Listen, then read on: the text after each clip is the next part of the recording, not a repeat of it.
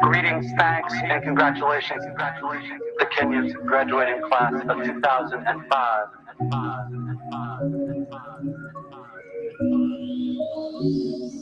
There are these two young fish swimming along, and they happen to meet an older fish swimming the other way, who nods at them and says, "Morning, boys, how's the water?" And the two young fish swim on for a bit, and then eventually one of them looks over at the other and goes, "What the hell is water?"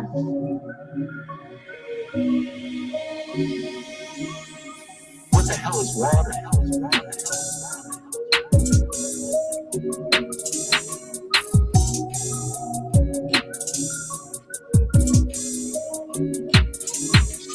What the hell is water?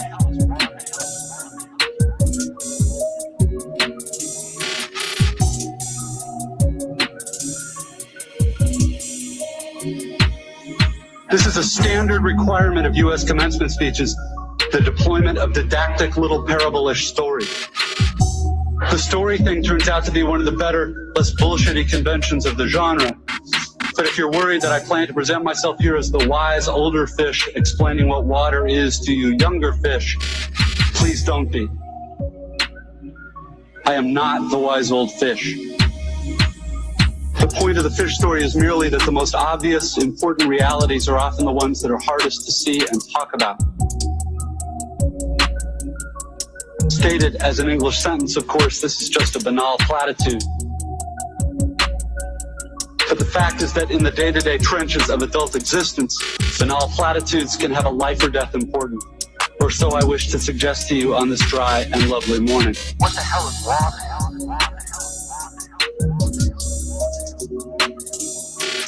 What the hell is water? What the hell is water? What the hell is water?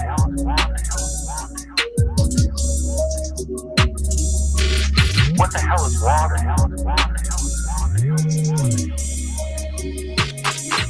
Of course, the main requirement of speeches like this is that I'm supposed to talk about your liberal arts education's meaning. To try to explain why the degree you're about to receive has actual human value instead of just a material payoff. So let's talk about the single most pervasive cliche in the commencement speech genre, which is that a liberal arts education is not so much about filling you up with knowledge as it is about, quote, teaching you how to think.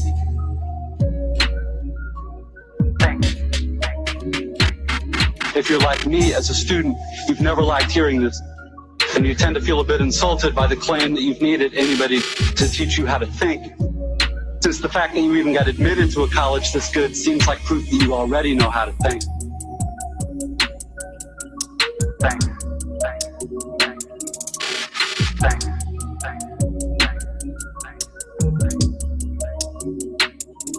But I'm going to posit to you that the liberal arts cliche turns out not to be insulting at all. Because the really significant education in thinking that we're supposed to get in a place like this isn't really about the capacity to think, but rather about the choice of what to think about. If your total freedom of choice regarding what to think about seems too obvious to waste time discussing, I'd ask you to think about fish and water and to bracket for just a few minutes your skepticism about the value of the totally obvious.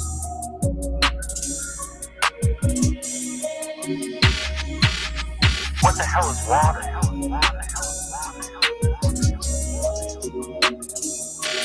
What the hell is water? What the hell is water? What the hell is water?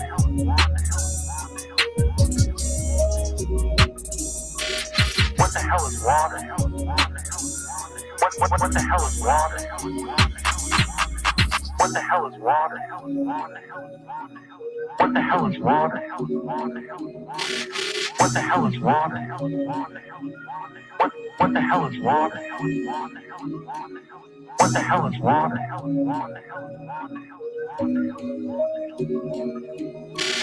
What the hell is water? What the hell is water?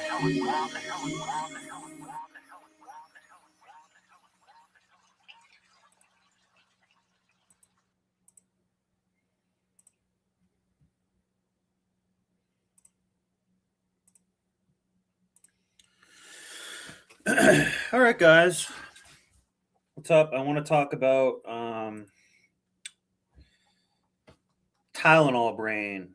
Why I call it Tylenol Brain, why I bring it up all the time, why I think it's relevant, why I think it should be talked about. Part of it's just comedy, but part of it is me being actually kind of serious. And Tylenol Brain is what I call I want to call it a redundancy factor, and almost like a redunce factor, because you're just a dunce. And what I want to, so I want to show a little bit about what Mad Hatter's disease is first, and let some people get in here and show how things like this have been relevant in the past. So, and I've talked a little bit about Mad Hatter's disease and just the concept of what Mad Hatter's disease is, and then it will link to hello, Math Man. We got Dante's Inferno in here as well. So I want to show a little bit about Mad Hatter's disease and kind of let the show open up. Then I'm going to elaborate more on what I call Tylenol Brain. But I just want to show how this is sort of conceptually linked. The hat was more than fashion. It was status.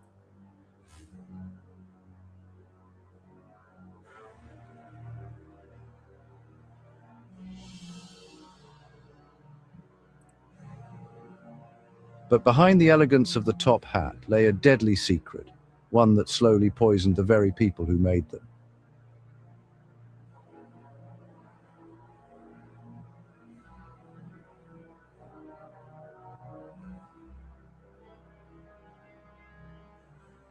And that's mercury.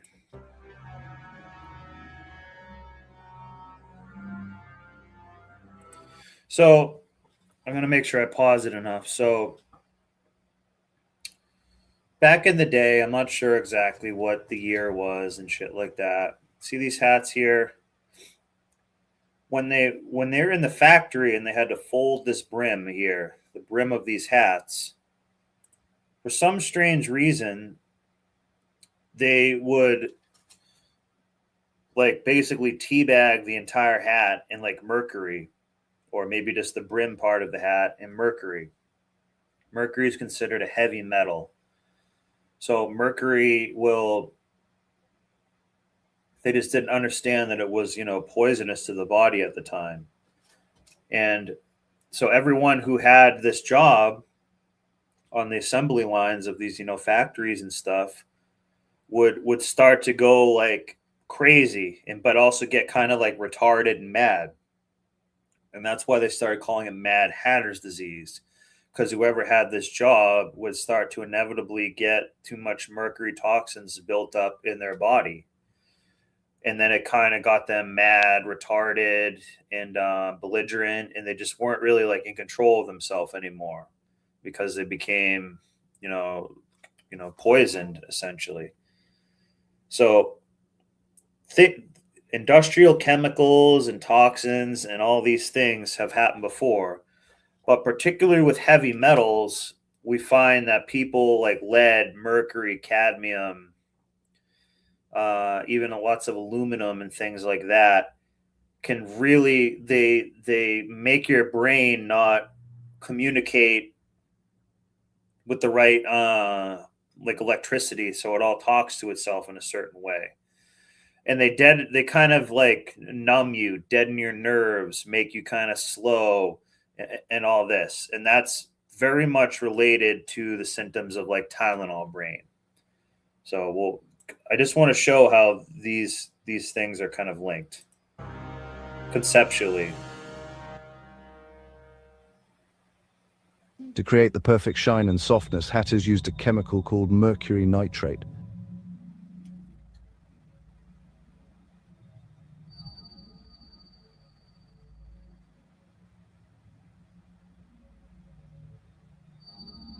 It made fur easier to shape, but it also released toxic fumes.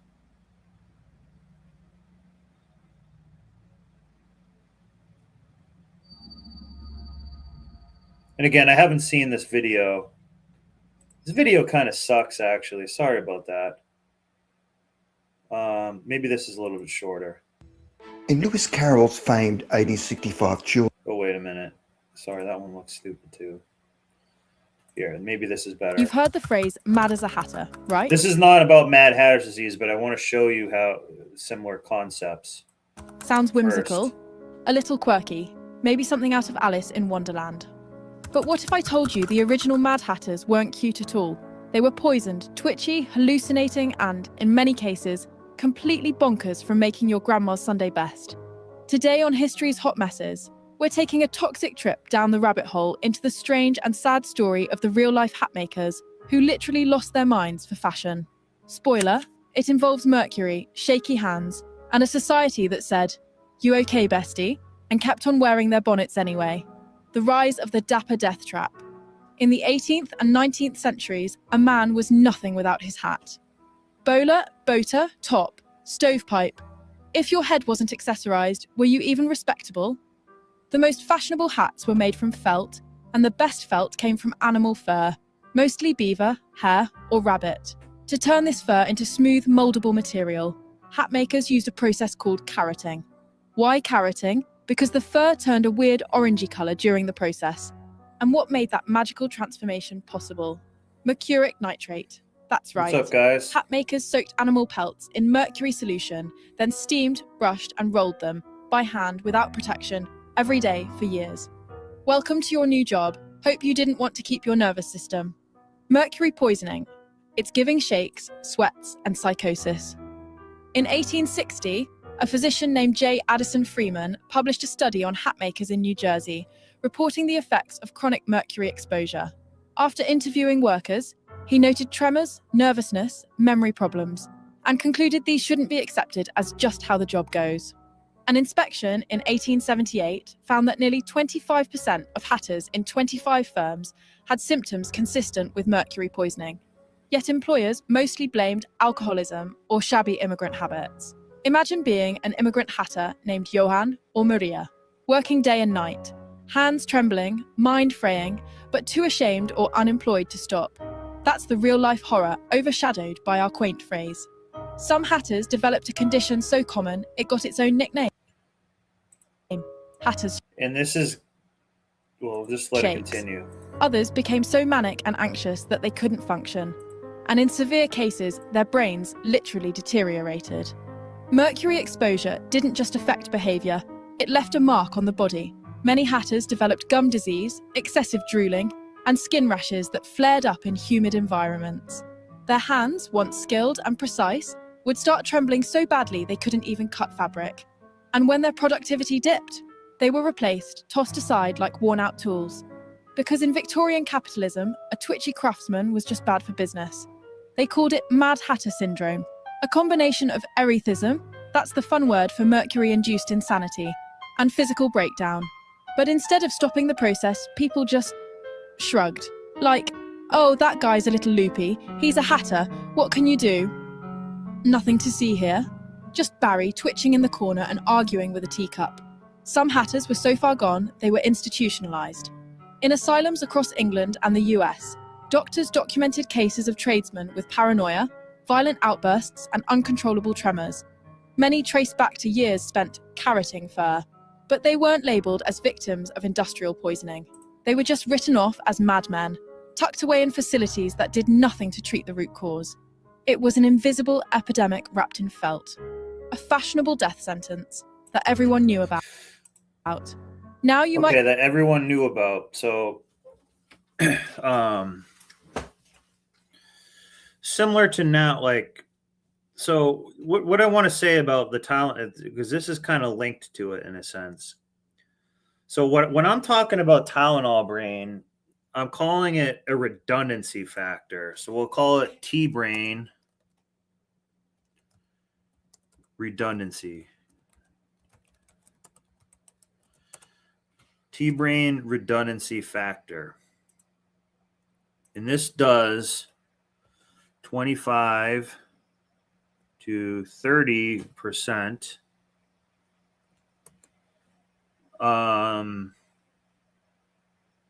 numb.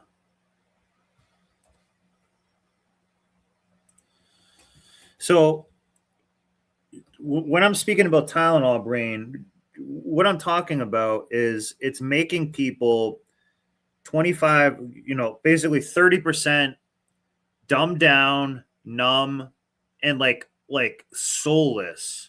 A black-eyed nihilist, but they just kind of don't care. They're just indifferent to everything. They are not only sheep, but they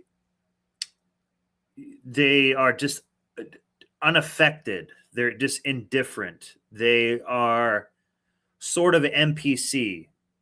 They sort of like have a deadness, a dullness in their eyes. And this is a problem because you cannot be a peak performer and have Tylenol Brain. That cannot happen. So if you have Tylenol Brain, you can only perform at like 70% of your capacity. And that's on your best day. That's with the best night's sleep, the best hydration, good mood, you ate a good meal, and everything like that. So why is this a problem? Because we start to see this all the time. And it's like a lack of empathy and a lack of caring or giving a shit about your job. So, for example, when you go into like how I had my hand cut and I went into the urgent care, people can't get with it and say like, hey, let's stop this bleeding and then we can take care of some of the other stuff. They can't get quick with it. They're not in the moment. They're off in space. They don't understand what planet they're on because there's a numbness to them. There's a disconnect to them. There's an incoherence to them. There's a vagueness to them. There's a kind of a narcissistic but kind of nihilist part to themselves. They don't have God. You can't have God all the way if you have Tylenol Brain at the same time. You can only have maybe maximum 70%. That's only if you like pray and fast and do all that stuff. Then you get 70%. If you have Tylenol Brain, you're kind of cooked. But Tylenol Brain helps a lot of people in some cases. That because if you have Tylenol Brain, you won't question anything. You will not think for yourself. You will not break any rules. You will not question the status quo. You will not think for yourself. You will not be able to get a joke. You will not be able to understand nuance. You will not be able to understand context. You will not be able to understand art. You will not be able to understand certain concepts or paradigms. So when you're dealing with people with Tylenol Brain, it's like they kind of make you dumber because you have to explain shit to them that shouldn't even need to be explained at all. So they actually kind of lower your intelligence. So like, I'm having trouble thinking of an example because the examples are kind of like are so crazy that it's like it's hard to even think of one. A recent example, I went to this kind of like sort of gas station place, and I on one of my lunch breaks, and I asked like, hey, can I get a couple slices of pizza? And it was like a Mexican guy behind the counter, but that doesn't matter. It doesn't matter. He doesn't know. I don't care if he knew English or not, but I said, can I have, 3 pieces of pizza? Okay. And I had to tell him to so he just put 3 pieces of pizza piled on top of each other. And I was like, no, put a plate on it. And but when I go back a year later to that same place and that guy still doesn't know like one word of English or understand pizza or understand how to put pizza on a plate and do this one simple thing, that's Tylenol Brain. He's comfortable staying at the level that he's at, and he doesn't care. Tylenol Brain people don't care about customer service. They're basically sort of like an NPC where they just do what they are told to do.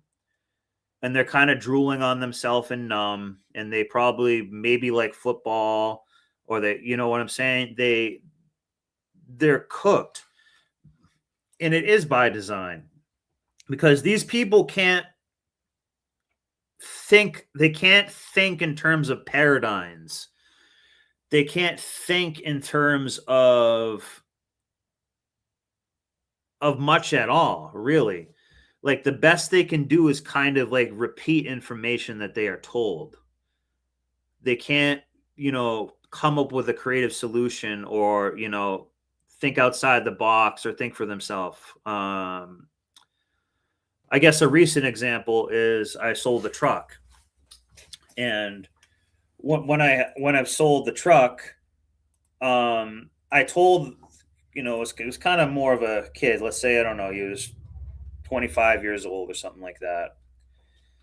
So when I told him, I said, hey, the GPS messes up the directions to my house all the time. I'm going to give you this address, but I want you to confirm these 3 other things. And in fact, I think you should use the address that I'm telling you, and then you just have to go across the street from it. And they was like, okay. And I had to tell him like 5 times. I was like, don't go to this other address, because it's going to send you like 20 minutes more north from my house. And then it's kind of confusing for me to tell you how to get back to my house. So what do? They just go to the wrong one. It's like, I don't know how many times, how are you going to understand that I'm trying to save you time and me time? Like, I had no reason to tell you all these other details except that it was worth it. I'm not trying to be controlling of what you're doing. So certain things like that, they just, we always are lowering our standard in the modern public. Like, for example, anytime you go to a Walmart or a Subway sandwich shop or something like that, the people have Tylenol Brain. They're just kind of like an automaton, just kind of, slowly being a zombie. And they're just kind of numb. Like, they could watch somebody kind of get hurt in front of them, and they won't really help them. They'll just kind of sit there and kind of watch them as a black-eyed nihilist. So the only thing they do know is how to follow rules. So they are a very good rule follower. They know, no, I don't break the rules. I do not break the rules. That's the one thing that they do know. So they're very good at not breaking rules. For even if it makes sense to do so on a minor rule. No. They won't do that. They're also very bad and unaware drivers. They don't use their directional. They don't look when they merge onto the highway. They don't have a quick reaction time. Like, so if the light turns green, that's what I'm talking about, is this redundancy factor. Their reaction time is hindered by 25 to 30% already. So I'm not expecting them to be a peak performer, but once the light turns green, the way they process information is just slower. It's more retarded. It's a redundancy factor. And I'm not saying they're retarded. I'm saying it's a different thing. They're numb. It's not like they're missing chromosomes or something like that.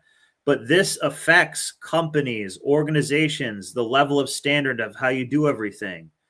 These are people who also work for the government. If you go into your DMV, if you go into your town hall and stuff like that, they're basically like a robot who doesn't know how to like help you get something done. So like, I guess another example that I have is,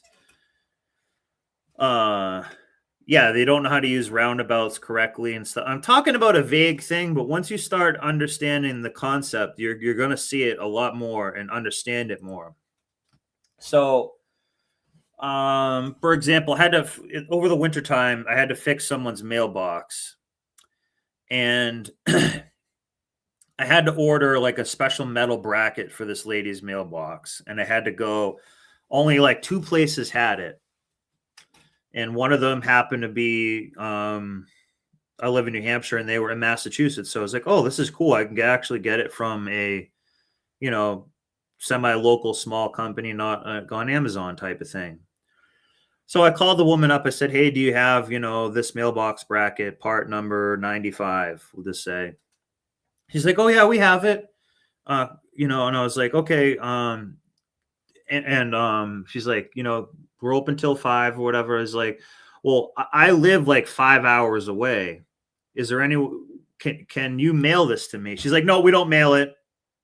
Nope. And I was like, yeah, but like, I will pay you money to put it in a box and mail it. I'm going to pay you extra money to do it. And it was something very simple to mail. And she didn't understand the process of how to do anything like that.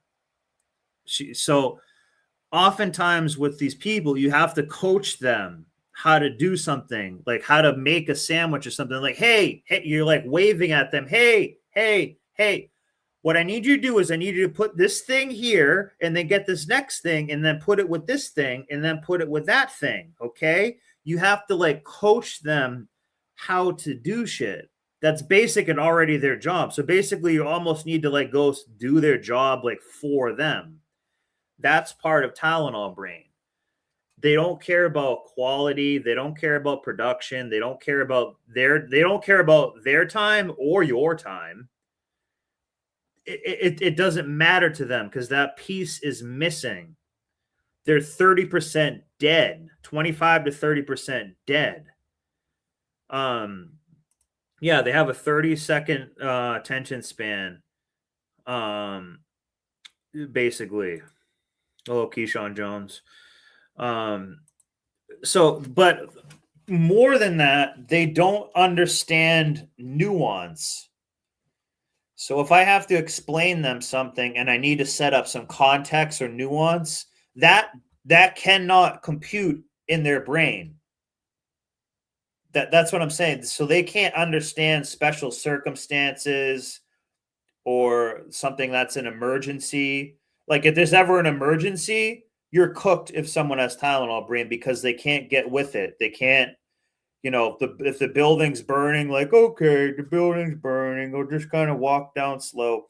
They have no speed too. Tylenol Brain people have no speed. That's why I'm saying they can't figure out how to merge. They can't figure out how to like be in the moment.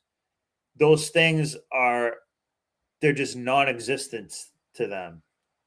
It's a huge thing because this hurts the United States because this is why we can't produce anything and have factories and stuff here because these Tylenol Brain people are useless. And there's just more and more of them all the time. These people don't care about the standard. They don't care about the latest vaccine that comes out. They don't care if their neighbor's kid is eaten by Epstein. It's not my neighbor. I don't care. It didn't happen to me. That's fine.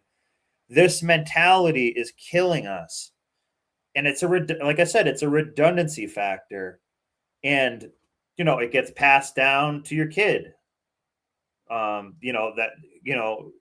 So even if like I don't know a ton about, I know a little bit about autism, but what I'm talking about, it's a cognitive disconnect. It's also too, you don't see yourself, you don't even care about your own neighbor. It's also that too, like 30% way you don't care about your own neighbor anymore. You don't care about God. You don't care, like 30% of your soul is dead. And some of these people didn't have much to work with in the beginning. So this is what I'm calling the T-brain redundancy factor, 25 to 30% numb or dead. It's really like dead, actually. It's really dead. And this goes for male and female, all sorts of ages and stuff. And they're not high. It's not like they're just stoned. It's a little bit different. And it's actually very, hey, Brian. Brent's here. Time to think, sheeple. A whole bunch of people in here. But they're also nihilistic in the sense that they don't have any values or morals. 30% of that is gone too. And I'm not saying what their values or morals or sense of righteousness and right and wrong and just and unjust are. I'm not even saying that what that should be for them. I'm just saying whatever they had in their mind, that's 30% cooked. So it's just kind of a nothingness there. It's actually kind of terrifying, but they're comfortable with the nothingness. This is why they don't care about poison in the food. They don't care. They do not care about things like that. They don't care that the money's printed. They don't care about things like 9/11, things like that. They can't compute anything like that at all. They can't compute anything like that. It's way beyond them. Yeah, a dumb population is easy. Yeah, I want to say it's almost numb. They're comfortably numb, but I don't even think they're that happy. I think they're just, I don't know, I guess they are kind of comfortably numb. Liberty Caps writes in, look at the state of public schools and higher academia. It's no accidents and indoctrination. Yeah. So yeah, this is kind of Riddling. Oh, so this perfect. You reminded me of something that I wanted to talk about. So a side effect of Tylenol Brain is Disney Brain. Disney Brain and Harry Potter Brain.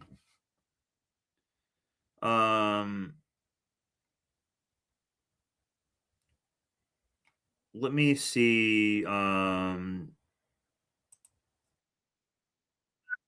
Cool. Let me go.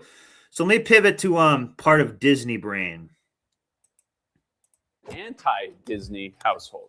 My parents didn't own any Disney movies. I didn't know any of the songs growing up, and I have never, to this day, been to a Disney World park of any kind. And as a result, I have always felt like a little bit of a weirdo because Disney is such a huge part of so many people's lives. And it's only gotten more and more expansive over the Yes.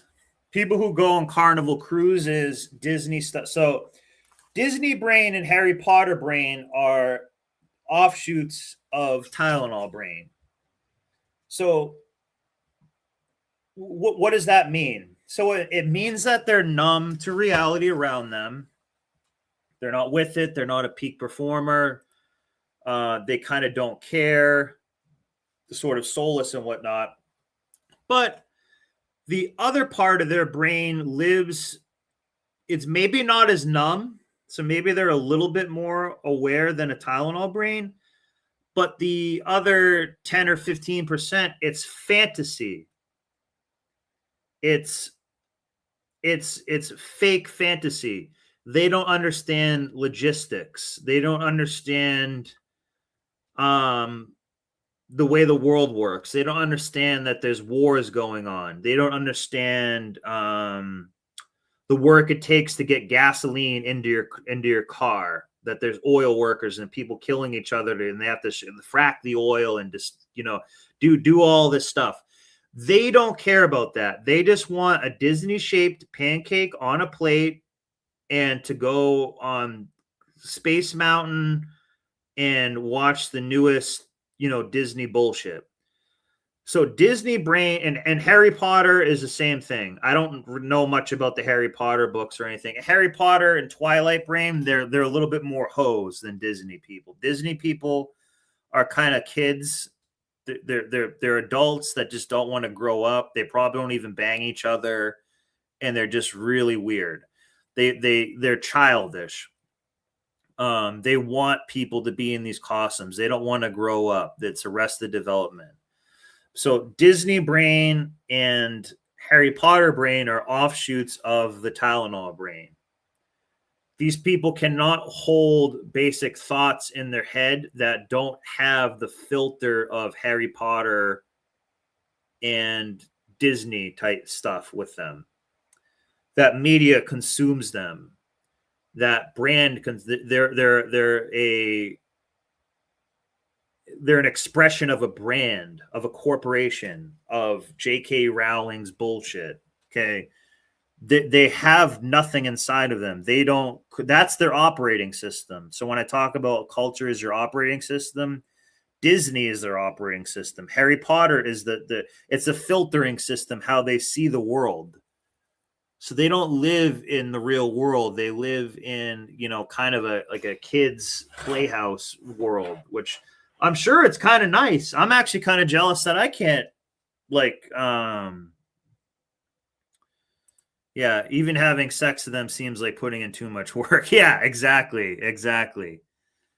Let's see. TikTok brain, it's all soft dopamine dependency, the thought of sacrifice. Yeah. So TikTok brain is a little bit different than Tylenol brain. And we'll get into that. So TikTok brains definitely think Tylenol brain is a little bit more just a slowness. And I'm going to point out some ways you can do people. So also another thing too, people with Tylenol brain cannot have passion. Like that's gone. Any passion, exuberance, sense of humor, sense of telling a joke, getting a joke, understanding nuance, understanding play on words, understanding symbolism. That's cooked. That is absolutely cooked. Understanding quality, understanding art, that is cooked. Creative ability is cooked. That's why they probably like modern art, because they're told to like modern art, which is dog shit. Yeah, Disney adults are just weirdos. Yeah, and they are weirdos, but it's part of an arrested development. It's part of their brain hasn't developed all the way yet. They have like a kid's brain, sort of.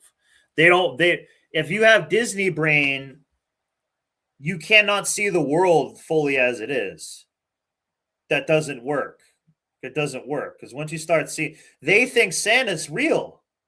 That's what Disney brain is. They basically think Santa's real and shit. I'm serious. That's basically the adult equivalent to it. And that's who votes. That's who is working at the DMV. That's who's in charge of a bunch of shit. So we're only going to see more and more numbers of these come up, and it's becoming the accepted norm. So that accepted norm lowers the bar. It lowers the standard for everybody overall. It's not good. It's you know that saying, like a rising tide raises all ships? Tylenol brain lowers all ships. It's lowering all the ships. Big time. Dante writes in, if I had $10 for every driver distracted by mind control device known as a cell phone, I'd be a trillionaire by now. Yeah. For men, NFL, WWE, on some politics for smarter people, but still politics are just as fake as WWE. Yeah. So NFL brain might be a little different, but Tylenol brain is really what I wanted to focus down on. Tylenol brains have no better than 70 IQs. They're happy being clueless, complacent, and yeah, exactly.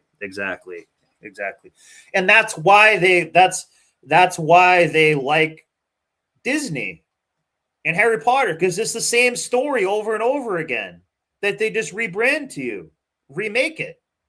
And when they don't remake it, they go back and watch and reread the same books and same bullshit that they read when they're like 9 years old.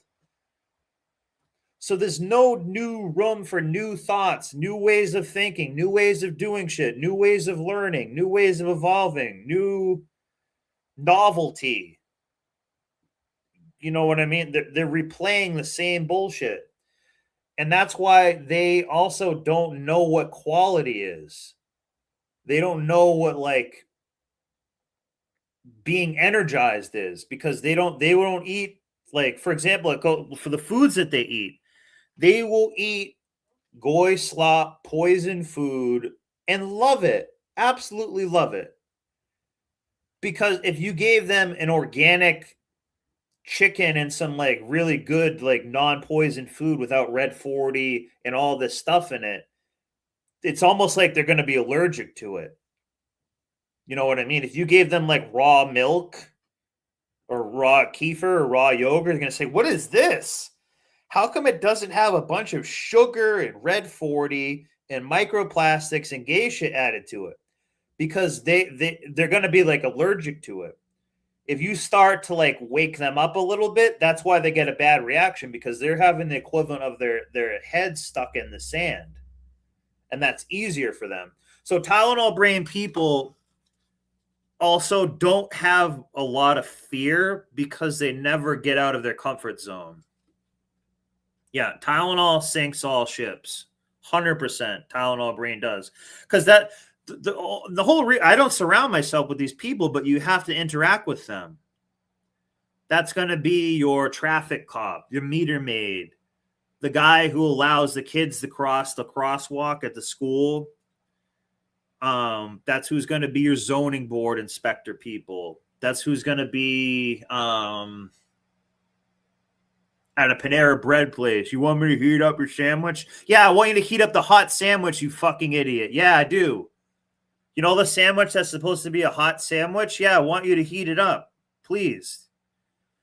So Tylenol brain too, part of it is too, when you're at somewhere, they will just say something that's obvious. Like I said, like, you know, if they want if it's supposed to be like a toasted sandwich or something like that, you want me to toast it? Yeah, I do. Yeah. See how it says toasted sub? You can toast it there. So like, okay, I'll toast it for you. Like, it's shit like that. So it's a fake rapport. So they seem like they're interacting with you and doing shit, but it's really just, it's like fake. It's unnecessary and it doesn't really do anything. Soma is their oxygen. No pills required. They have Tylenol brain. Yeah. So Tylenol brain hurts. And it's also like people, like your voting block is people with Tylenol brain. They, you know what I'm saying? If you showed somebody a video, so Tylenol brain, they can only understand about maximum 70% truth. In high fructose corn syrup, yeah, they love that stuff.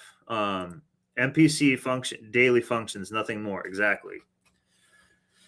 So, what was I going to say about it? But they don't understand quality of anything.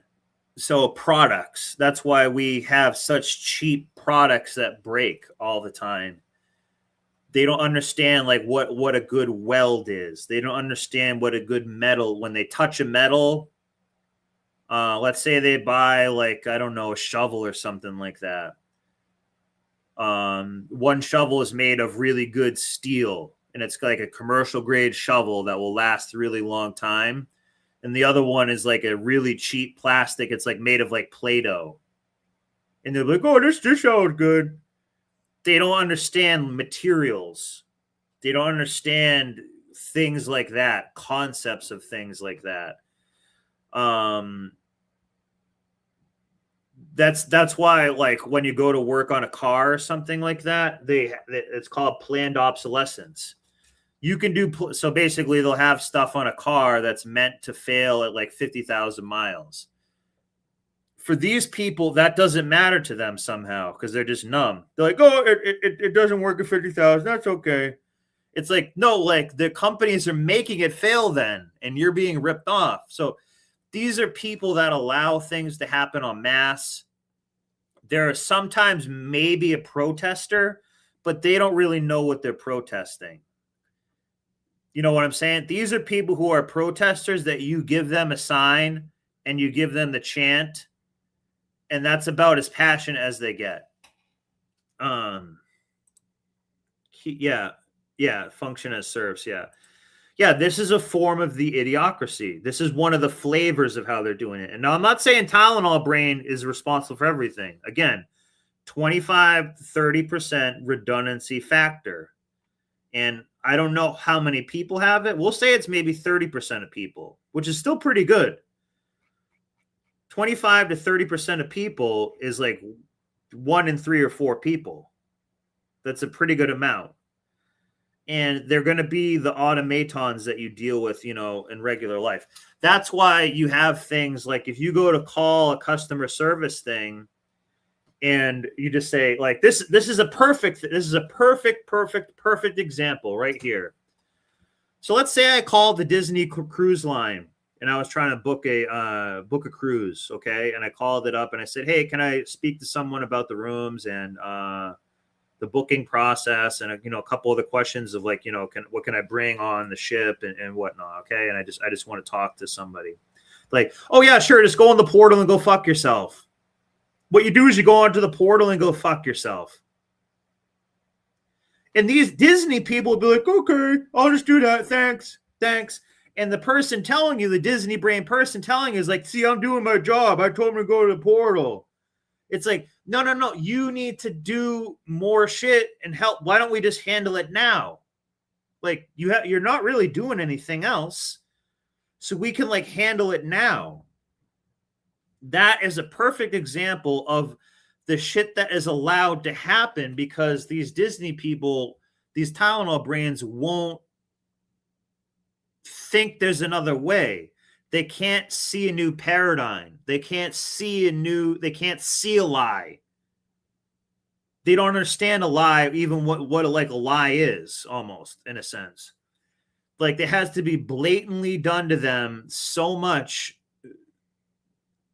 so badly before they will even do something to it. So, yeah, they're protesting what the TV told them to do. Yeah. But Captain Palsy, this comes from Tylenol brain people because they're just like, okay, I'll go to the portal. I'll do it on the portal. The portal's my friend. Yeah, I like the portal. That's half the reason why, because these companies know a lot of people are just Tylenol brain people that they can't. Sometimes you can't even help these people. So, I guess so. Another thing about Tylenol brain that's killing this country is they don't understand what value is or how to create or add value. They don't understand any of that whole universe. They don't understand that. So the only value that they understand is like Disney tokens or some shit, Disney points or something. I don't even really know like what you would call something like that. So for example, if I was trying to sell something to someone who has Tylenol brain, you can't, in order to tell them saying like, no, I'm giving you a better deal than the other person because this, and this. See, like my price may be more, but I'm giving you more things and it will all be done in a shorter time. And it's less for you to worry about. So I take care of the whole process. That they're cooked. If you have to tell them more than two things, they're cooked. If you have to explain nuance, they're cooked. If you have to explain context, they're cooked. If you have to explain history, they're cooked. If you have to explain the future, they're cooked. If you have to explain a concept, they're cooked. If you have to have them do math, they're cooked. A percentage, they're cooked. That's why credit cards are all over the place. Like, see, I got money. Yeah, I got money. This is just free money somehow. So, like, we are getting banged over the head as a society because these people are just not going to be with it. And the thing is, it's lack of initiative. Yeah, lack of drive, lack of motivation, lack of a soul, lack of any form of God. Like, here's another thing. Even a Tylenol brain is not even really like an atheist because they just believe in like nothing. It's not they're saying like, I don't think there's a God. They just believe in nothing. It's worse. It's actually sinister. It's worse. They just don't believe in anything. They also, too, if they like hurt somebody else or did something, it doesn't really compute to them that much. Like I said, it's going to be 70% at best. And what is 70% in a grade in school? It's a C minus. It's basically just passing. It's not good. So 25 to 30%. So we're talking 75 to 70%. That part is dead. And you have to understand this. And this is kind of what helped me because and AI will help, is trying to say that they'll help this, but it'll just make it worse. But part of the so wait a second, these Dungeons and Dragons games. So speaking of games, speaking of games, what do we have now at modern games? They give you the game for free, but you buy like skins and shit like that. So they add materialism in like a metaverse. Or the other way you can play the games is these like, the way you build up the points and shit like that is doing what? Tylenol Brain stuff. You're just whacking a tree to get like a token to buy a thing, but you have to do it like 10,000 times to the point where it's not even really, you're just playing a game. You're just pushing a few buttons until you do this thing that maybe you could buy otherwise. I don't know if you guys have done. I don't play a ton of these modern games, but I understand the business model at them. That's a Tylenol Brain game. Look at the games that are popular for people. It's like Angry Birds. It's some like retarded kind of weird autistic game that is numbing you. It's dumb. It's not, any real skill to it. Okay. It's not like they're playing chess or something like that. Yeah, AI will be their enslaver and their enabler. Yeah, so enabler and then slave them. Yeah. Candy Crush. Yeah, shit like this. Again, I haven't played these games, but I understand the concept of a lot of it. It's shit like that. But Tylenol Brain, people love that. So the only thing that stimulates the Tylenol Brain is gambling. So now gambling, when they win or lose gambling, that 30% comes to life a little bit, but then it goes back. So when they win gambling, or they're just putting money down gambling or doing their fantasy football, then they get that 70% becomes maybe 100, that temporarily numbness goes away a little bit. That's as best you're going to get. That's why the gambling is such a big deal here, because that's the only thing that lights up their brain. So when someone like wins gambling, it lights up their brain like so crazy, like more than crack or coke or weed and shit like that. It like floods it. It like lights up the most. I'm not sure all the chemicals involved in it, but it's actually astounding. That's why they say it can be so addicting, because you're like, when you're like rewarded with money for like no effort, they say that really like lights up the brain, especially if you like risk for it. So that is the only thing that kind of unstimulates. Yeah, exactly. Dante's Inferno. That's what I'm talking about. Or these subscription games. Like my friend is playing this like tanks game. It's a game like made in Belarus or something like that. But he said in order to like get the tanks, you just have to kind of be retarded and just keep hitting the same buttons a few times to like gain the skill points and shit to like then progress with the game. They're almost are getting to the point of being lab rats. So they're, like this is a diagnosis of the NPC. And I think Tylenol Brain is a little bit of a new thing too. So now Tylenol Brain is this too. Tylenol Brain can be all different ages, different walks of life, things like that. And they can seem pretty normal. They can seem normal, but then they're going to get to some type of stumbling block. And and this is what helped me understand, like knowing about this actually can make your life easier.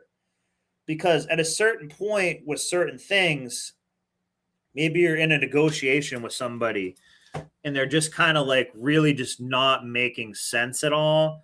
And you're bending over backwards trying to explain this to them, or, maybe you're in a relationship with someone, or you're, talking to someone and they just don't get anything. Sometimes you just have to accept, like, okay, this is just Tylenol Brain. This person has Tylenol Brain, so I can only barely expect this much out of them. If you have Tylenol Brain, you cannot be a peak performer, period. Sports betting sites. Yeah. So to them, the sports betting sites and fantasy football and stuff, that is the maximum that they use their mind. Basically, the maximum skin in the game that they have in any part of life is sports betting, online gambling, maybe OF type stuff. So Tylenol Brain people might like OF. So OF might be when they pay the money and the chick does something. That might also be similar to the gambling where they feel that 30% come back online and they feel brighter, the more attentive their processing power is up. So that is how much do you think it could have added a fair amount. I'm not quite equating this to the clot shot. I'm going to call this its own thing. So for now, I'm going to call it its own thing, but it might be related. So also too, this happens with the relationships. So if you have two people that have Tylenol brain, they work together. But if you're trying to date a girl, and they're just not with it really. Like I remember a couple years ago, I took a girl on a date. We went kayaking and we're out there. She's like, I don't know how to swim. And I was like, well, why didn't you tell me that? And by the way, you live at a lake. You're an adult and you live across the street from a lake.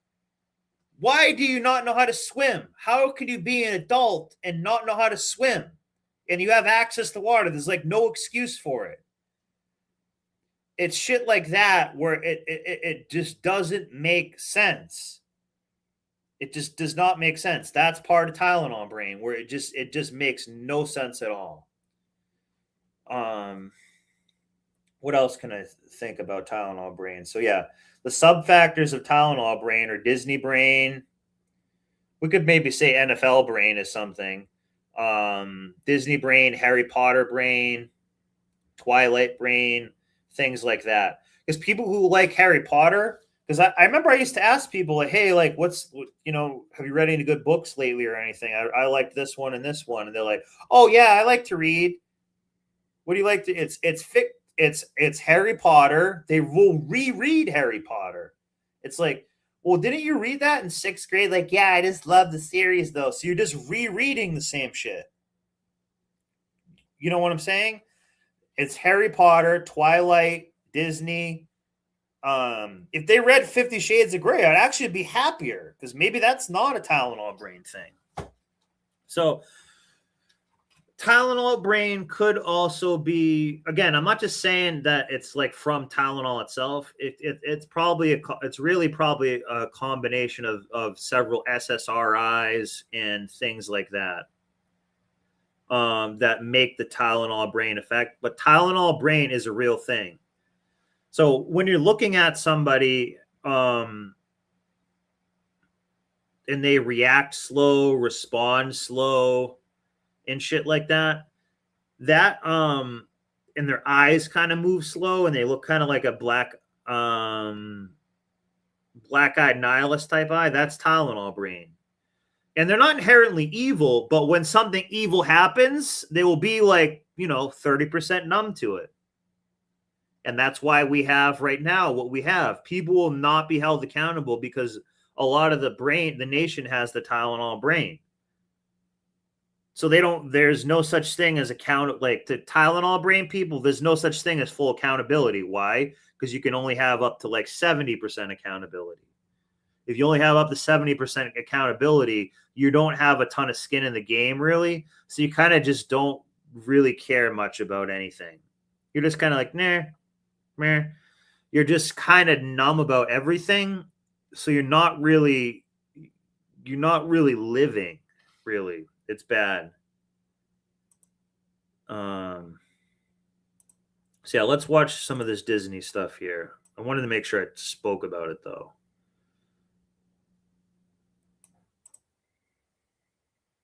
Listen, it's not just some brainwashed employees. Millions of people around the world love Disney, and they are a massive and still growing company that makes an annual revenue of around $90 billion.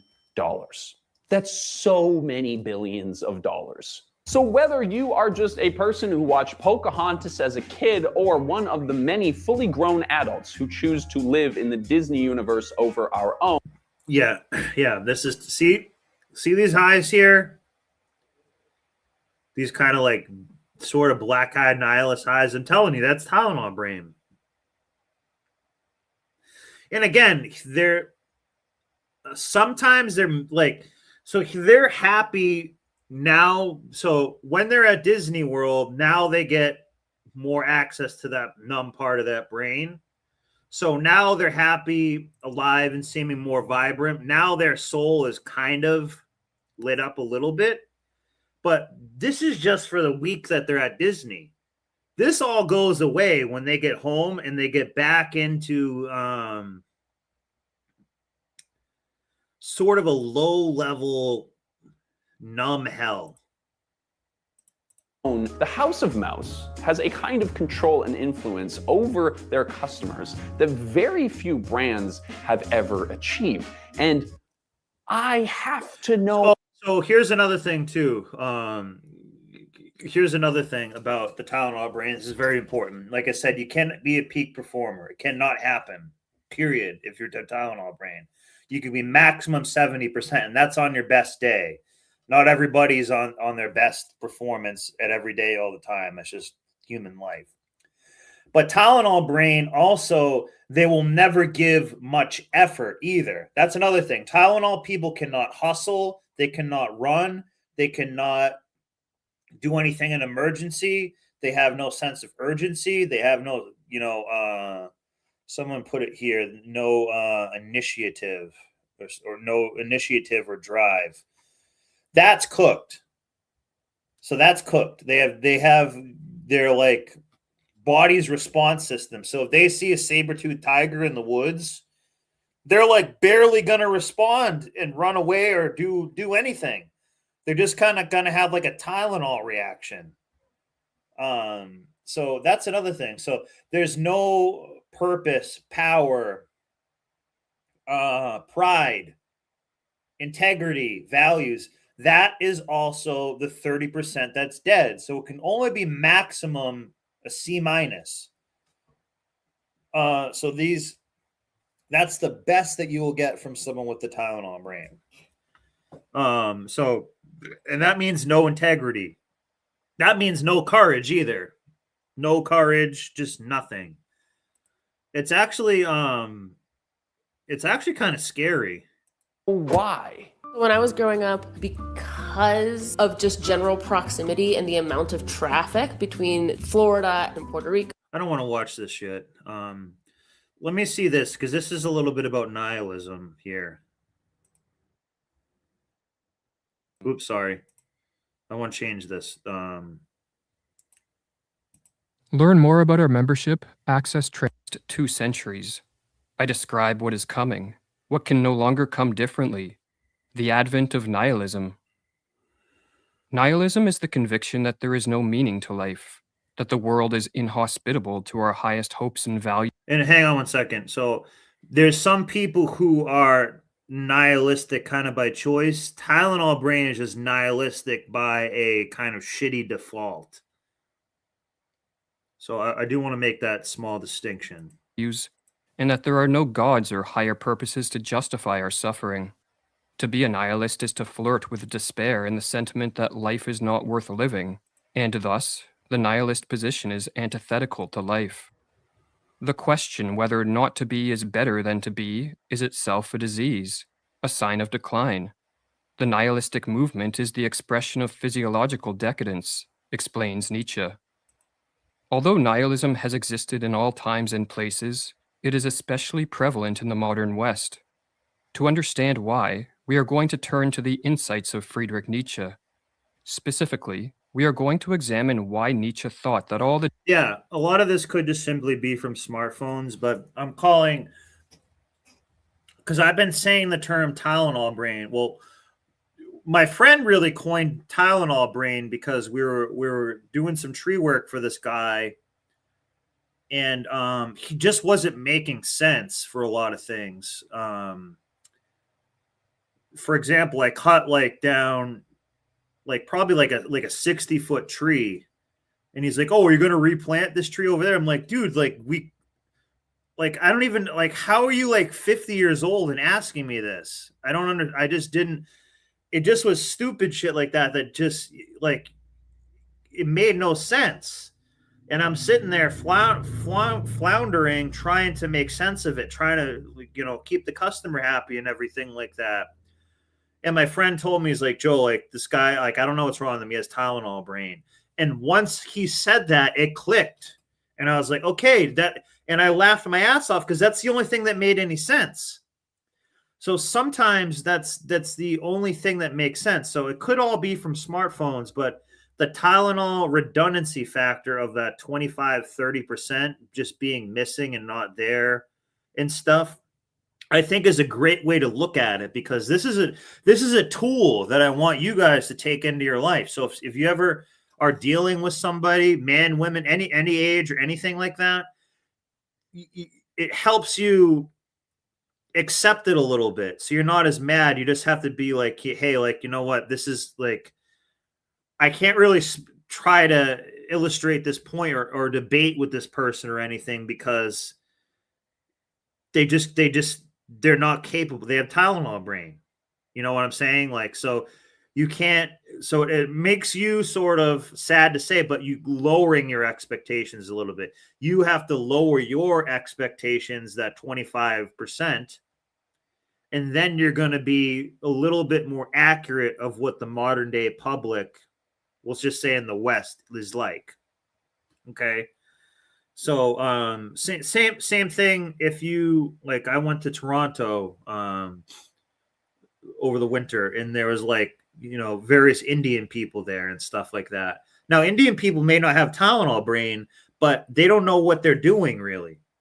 So you have to lower your, you know, expectations from them, you know, 25-30%. And then you're going to be a little bit more realistic picture of what to expect from people. So you're not feeling so frustrated, I guess. And again, I'm not asking people to bend over backward and stuff here. Brent put, words come out, but there's no logic in what comes out.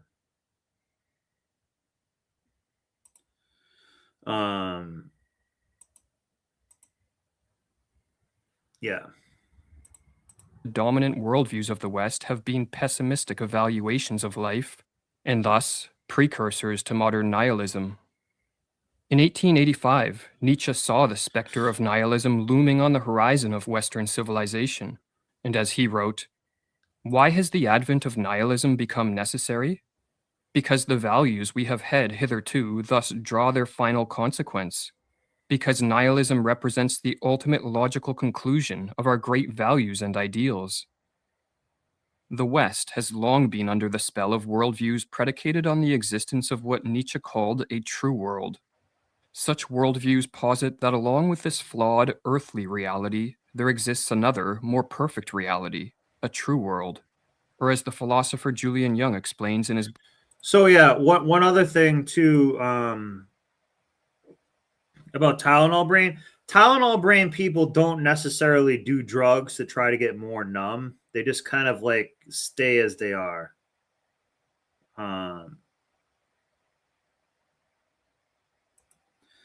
Yeah, this is a little bit, you know, I don't like, because they're not actually like retarded. You know what I mean? It's calling them that is actually like an insult to people who are retarded and don't have the right chromosomes.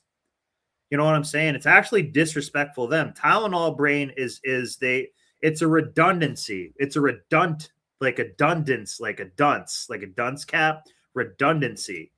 It's just the redundancy factor. But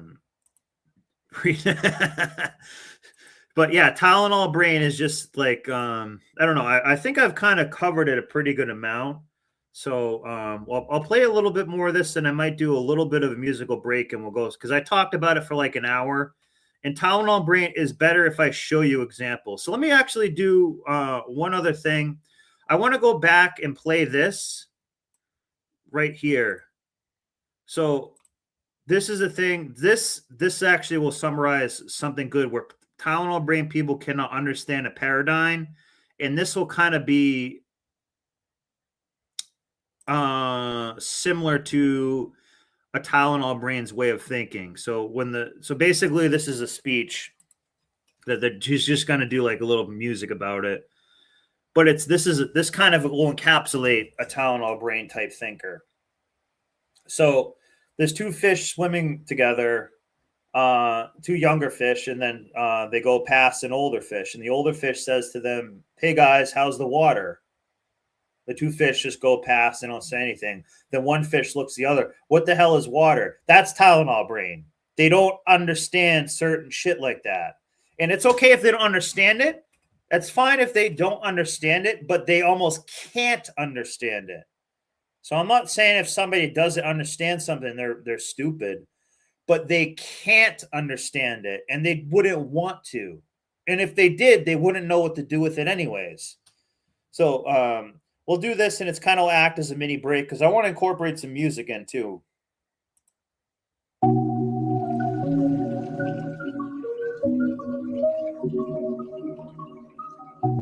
But this will kind of demonstrate what I'm talking about a little bit. Greetings, thanks, and congratulations. The Kenya's graduating class of 2005.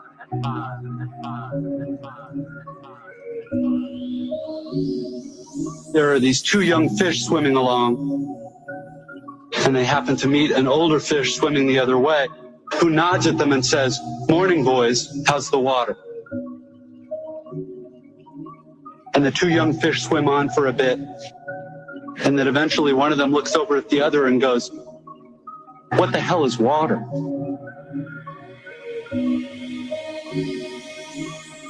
What the hell is water?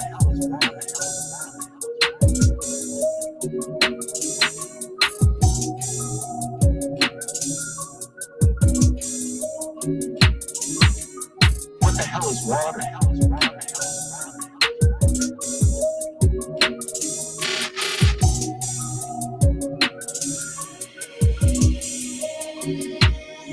This is a standard requirement of U.S. commencement speeches, the deployment of didactic little parable-ish stories. The story thing turns out to be one of the better, less bullshitty conventions of the genre. But if you're worried that I plan to present myself here as the wise older fish explaining what water is to you younger fish, please don't be. I am not the wise old fish. The point of the fish story is merely that the most obvious, important realities are often the ones that are hardest to see and talk about.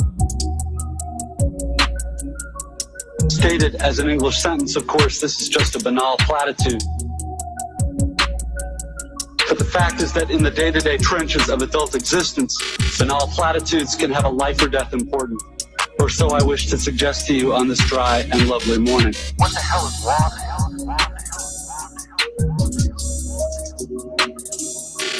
What the hell is water?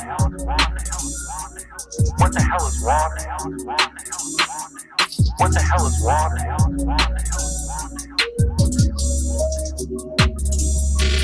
What the hell is water?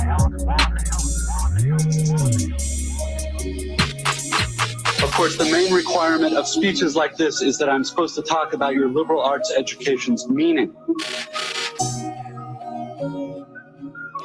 To try to explain why the degree you're about to receive has actual human value instead of just a material payoff. So let's talk about the single most pervasive cliche in the commencement speech genre, which is that a liberal arts education is not so much about filling you up with knowledge as it is about, quote, teaching you how to think.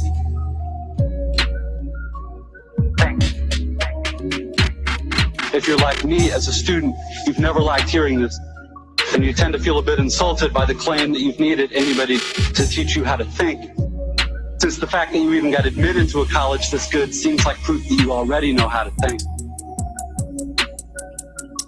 Thanks.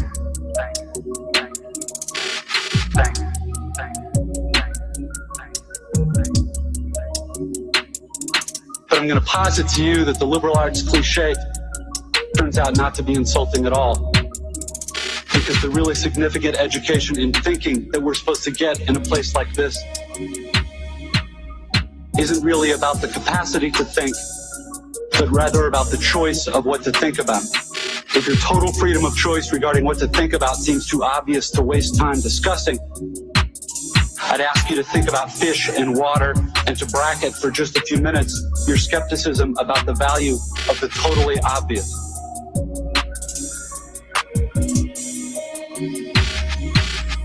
What the hell is water?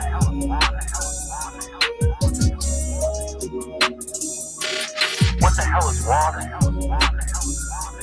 What the hell is water? What the hell is water?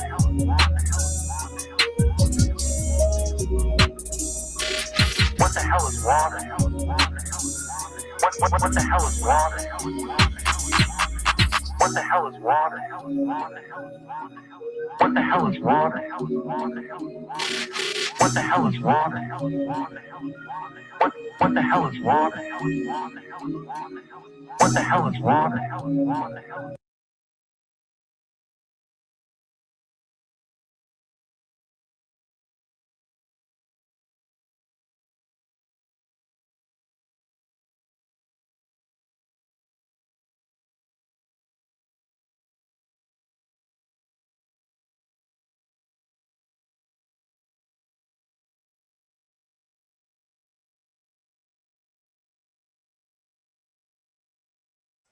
Sorry about that. I muted it.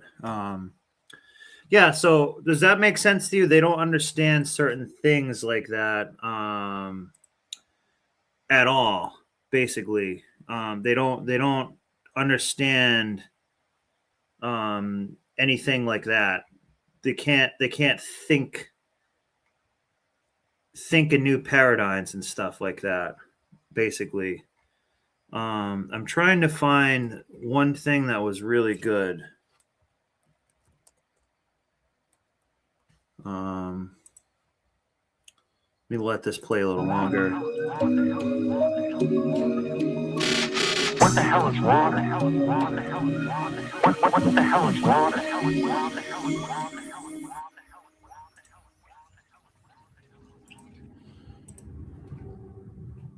Yeah, sorry, I was muted. I'm trying to find one other thing that I thought was really cool.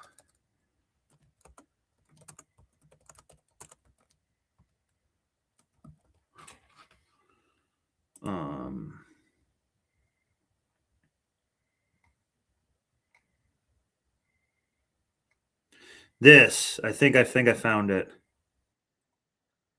Yeah. This is actually just pretty dope. I don't think it has necessarily something to do with Tylenol Brain, but this is pretty cool. I want to actually keep incorporating some music, but like thinking music.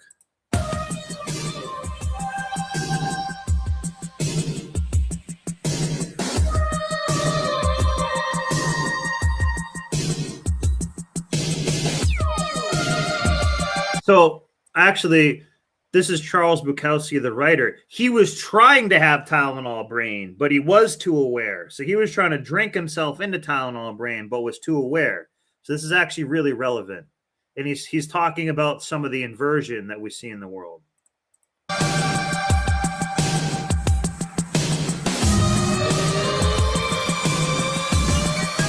one's upbeat. Born like this, into this. As the chalk faces smile, as Mrs. Death laughs, as political landscapes dissolve, as the oily fish spit out their oily prey, we are born like this, into this. Into hospitals which are so expensive that it's cheaper to die. Into lawyers who charge so much, it's cheaper to plead guilty. Into a country where the jails are full and the madhouses closed.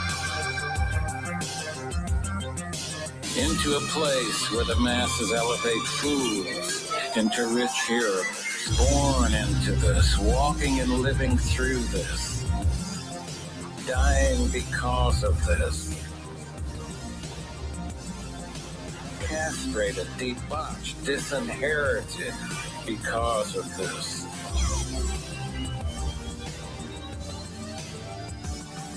The fingers reach toward an unresponsive God. The fingers reach for the bottle. The the pill, the powder. We are born into this powerful deadliness. There will be open and unpunished murder in the streets. It will be guns and roving mobs. Land will be useless. Food will become a diminishing return.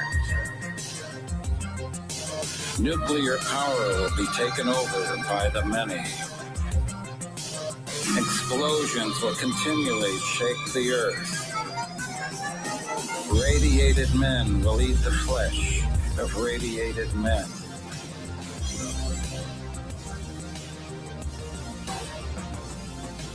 The rotting bodies of men and animals will stink in the dark wind.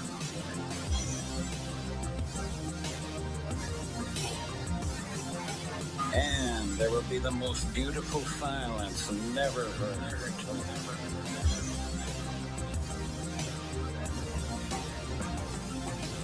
Born out of that, the sun hidden there, awaiting the next chapter.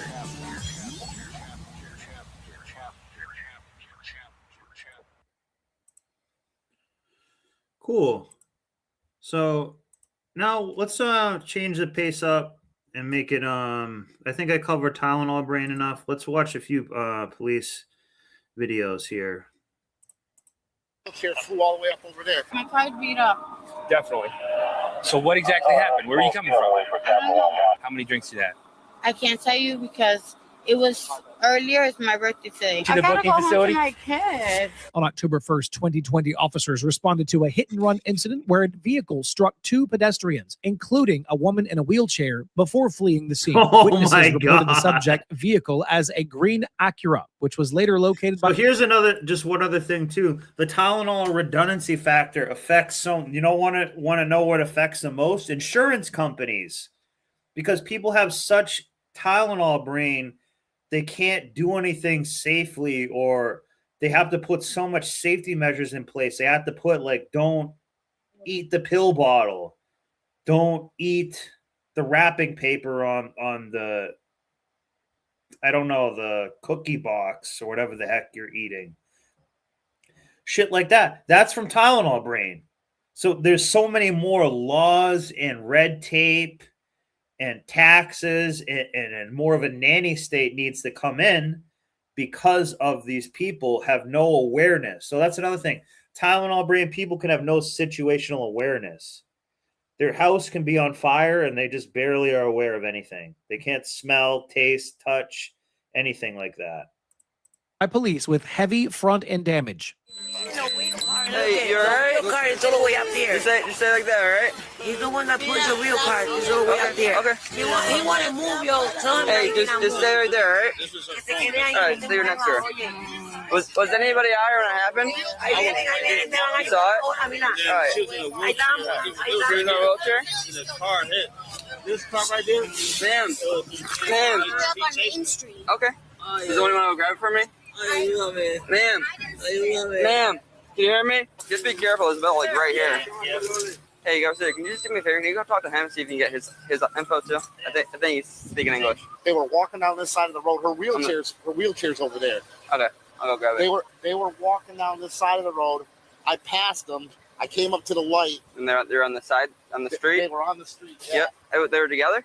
He was pushing her behind her. Oh, he was pushing her. I had the windows down. I heard crash. Yeah. I looked in the mirror and I seen them fly. So I stopped. I'm pretty sure he came around me. He took it right on Washington. When he came around me, I chased him right down Washington Street, left on Capitol, and right onto the highway. Okay. They got him, right?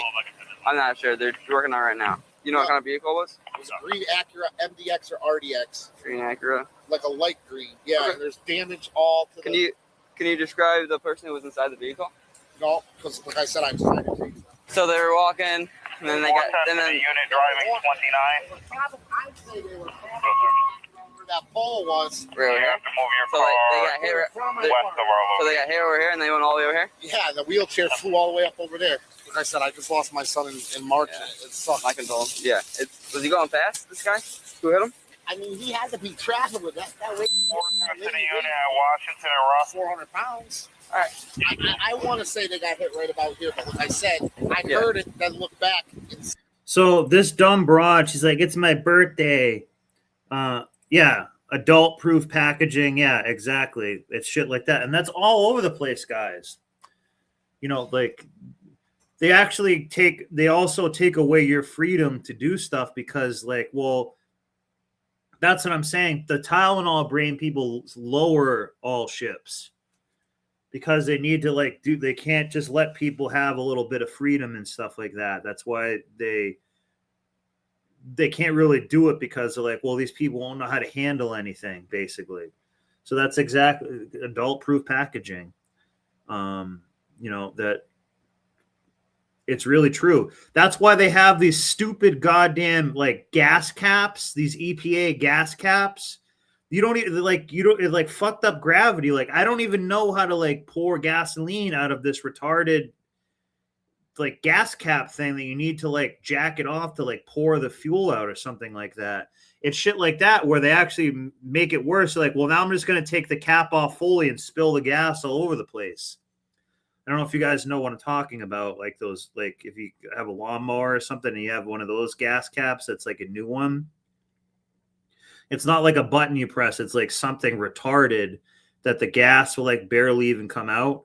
So you end up just taking it off and spilling more gas all over the place. It's shit like that. That's Tylenol Brain. Math Man knows. Yeah, that's an example of the Tylenol lowering all the ships, I guess. She met a lady who thought jam was its own fruit. Yeah, that's another thing. They don't understand where anything has come from. They don't understand logistics. They don't understand that like someone had to like sacrifice something to get you something. They just think like shit just appears and manifests out of nowhere. But yeah, like that's Tylenol Brain. And here's the thing. They're happy. They're not happy, but they're not like quite sad either.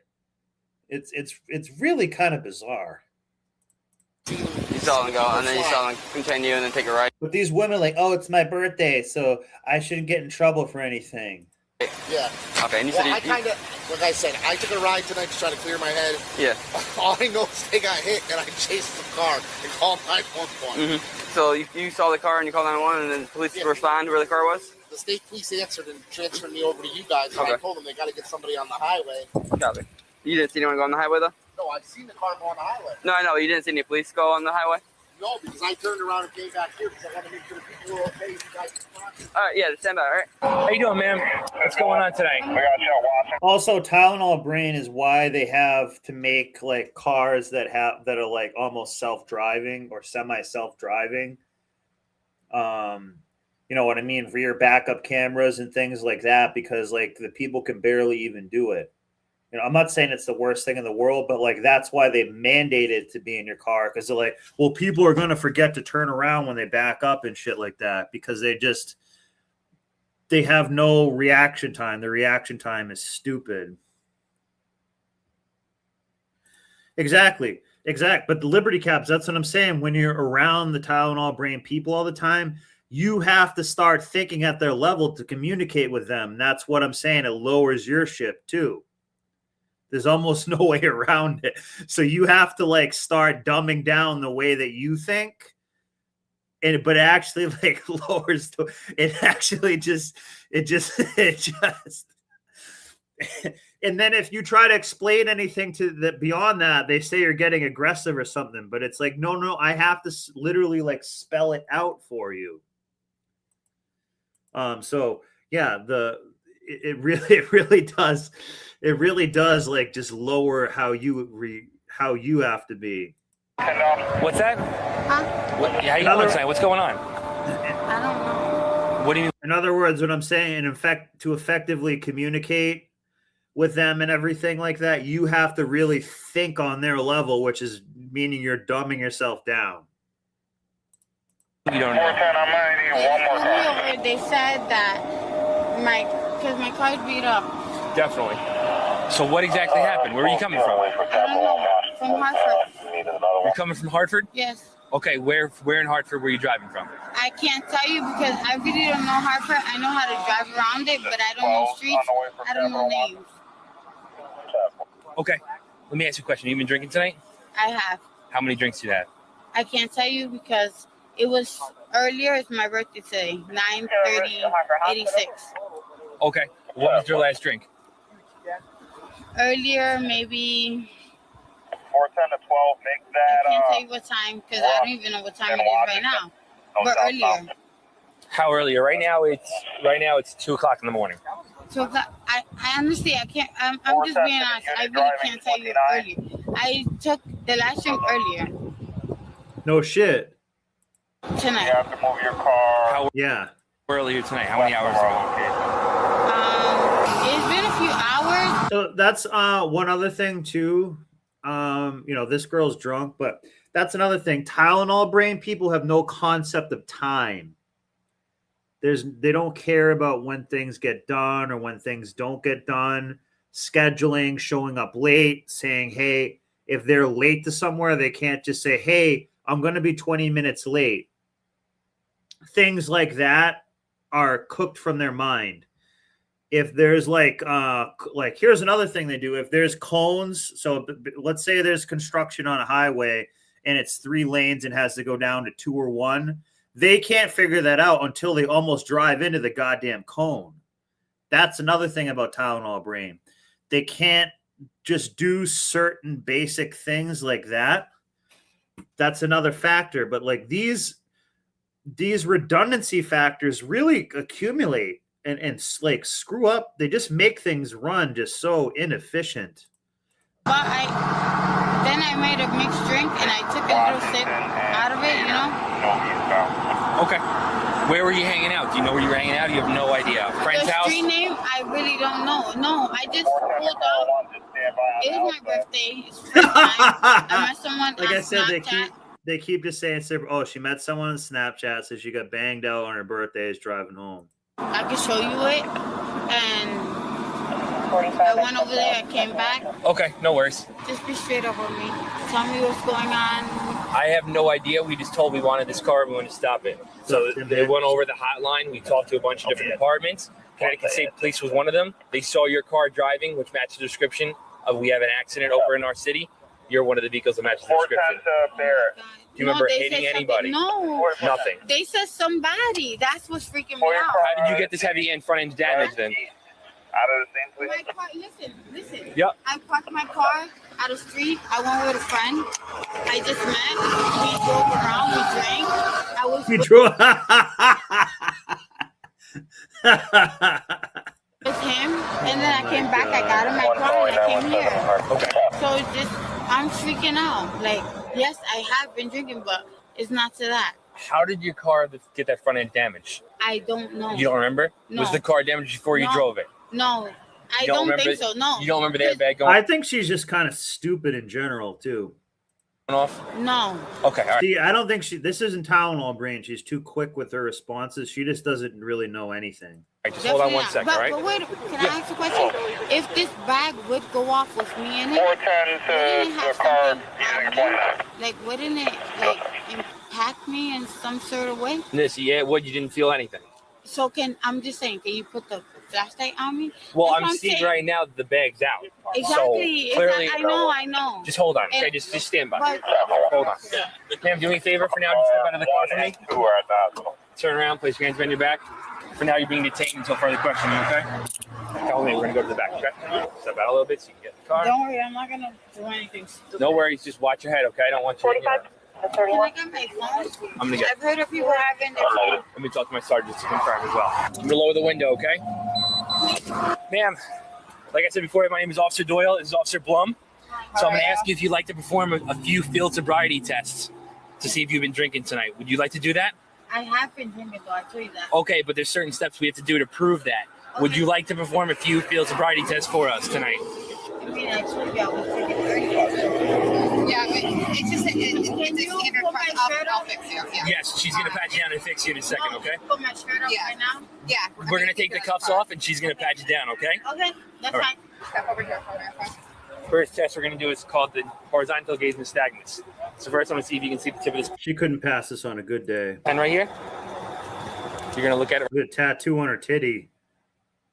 right here, okay? Stare at the tip of the pen. You're going to follow with your eyes, just your eyes, keeping your head still, feet together, hands at your sides, okay? I Try can't. to open your eyes. I can't because that. So try to go a little ahead. higher, okay? Okay. Out of the pen, right? Yep.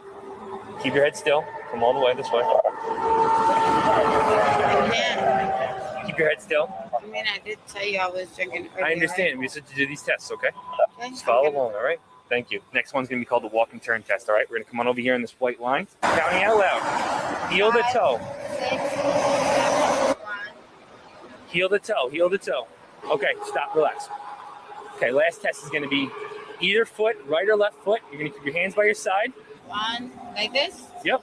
3, 1001, 1002. Look at your toe. 1003. I can't do that. It's okay. Good, you can stop. So based on your results of your test, please run the influence of alcohol and have you place your hands behind your back again. Once again, at this point you're under arrest, okay? Come on over here, step in the back. Once we get you to the booking facility. I gotta go home to my kids. What the did I do now? Can you tell me what I feel so I can know for next time what to do? This is the first time this ever happened to me. I just want to know what I feel that.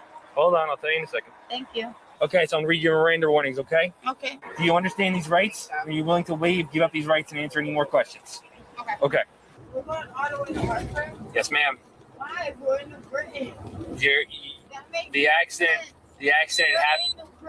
Ma'am, can you let me explain? The accident happened in Hartford. I can't even hear you, honestly. The accident happened in Hartford. What accident? You got into an accident with your car. I don't have an accident with my car. Look at you. You about to hit the sidewalk. That's not right. Please tell me. No, she's been pleasant so far. Let's see. You failed the horizontal gaze nystagmus when you were following with your eyes. Uh-huh. You failed the walk and turn test. So I failed everything? Correct. How? You were not able to perform to standard. But what did I do wrong? Please explain. You'll find out at a later time. I can't give you specific details So you right now. can't just talk to me and you one-on-one? We can just talk No, like two human beings? I'm talking to you right now. Huh? I said I can only give you as much as I can give you. If you looking at me straight up, like not even doing no tests, just straight up. I was, you know where I live, right there, 19 Manikowski. My ID says it. I was not even 2 minutes away from my house. You telling me I couldn't make it to my house? Ma'am, you got into a car accident. With my 4 kids, I have 4 kids. Ma'am. 4 kids, single mom, probably. His father just passed away last year. I'm sorry to hear that. You know, of course you don't go. That's not your business. Who cares, right? Why would you think that? Why would you think that? I don't care. So you just doing your job. But if you want to do your job, like 100%, and you do your research, like, okay. Ma'am, the detectives will talk to you and they will give you more. Ma'am, can you let me Raquel, this is the last thing I'm going to say to you, Raquel. Yes. You're being charged with operating under the influence of alcohol, and you're being charged with evading responsibility. The detectives will talk to you later and explain to you the full details of what happened. I'm giving you the bare minimum. Thank you. The woman was arrested and charged with murder in the 2nd degree with a motor vehicle while intoxicated. Wow. So those 4 kids are cooked now. The dad died and mom deleted someone else, drunken later on her birthday. Evading responsibility resulting in death and injury. 2nd degree assault operating under the influence, reckless endangerment, reckless driving, and operating an unregistered motor vehicle. She was unregistered, driving around drunk. Was held on a $400,000 That means she'd have to pay $40K to get out. Bond. Crazy. This is what I wanted to look at right here. Again, thanks for being here, guys. I want to keep getting these view hours up and just keep hammering these live streams.